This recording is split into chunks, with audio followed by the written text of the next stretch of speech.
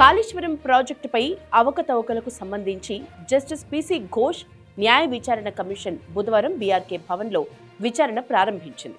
మాజీ ఐఏఎస్ అధికారులు, నీటిపారుదల శాఖ ప్రత్యేక ప్రధాన కార్యదర్శులుగా పనిచేసిన ఎస్కే జోషి, రజత్ కుమార్, గతంలో నీటిపారుదల శాఖ బాధ్యతలు నిర్వహించి ప్రస్తుతం ఇతర శాఖల్లో విధులు ఉన్న వికాస్ రాజ్, స్మితా సబర్వాళ్లతో పాటు సోమేష్ కుమార్లను కమిషన్ విచారిస్తోంది. కాళేశ్వరం ఎత్తిపోతల్లోని మేడిగడ్డ, అన్నారం, సుందిళ్ల బ్యారేజ్ల నిర్మాణాలకు సంబంధించి ప్రభుత్వం పరంగా విధానపరమైన నిర్ణయాలు తీసుకోవడంలో వీరి పాత్ర ఉన్న నేపథ్యంలో కమిషన్ వారిని విచారిస్తోంది.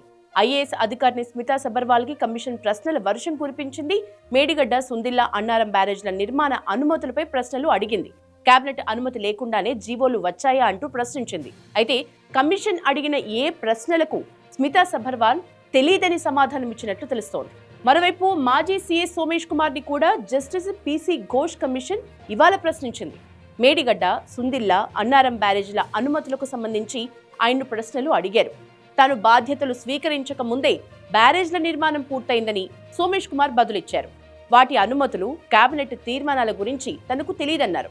ఇతర శాఖల గురించి ఆయన ప్రస్తావించగా కేవలం బ్యారేజ్ల గురించి మాత్రమే చెప్పాలని జస్టిస్ పిసి ఘోష్ కమిషన్ సూచించింది. మొత్తానికి కాళేశ్వరం ప్రాజెక్టు న్యాయ విచారణ వేగవంతమైంది. ఇప్పటికే ఒకసారి కమిషన్ ఎదుట హాజరైన ఐఏఎస్ అధికారులు అఫిడవిట్ రూపంలో కొంత సమాచారం ఇచ్చారు. అఫిడవిట్లో వారు ఇచ్చిన సమాచారం ఆధారంగానే కమిషన్ ఇవాళ వారిని ప్రశ్నించి స్టేట్మెంట్స్ రికార్డ్ చేసింది.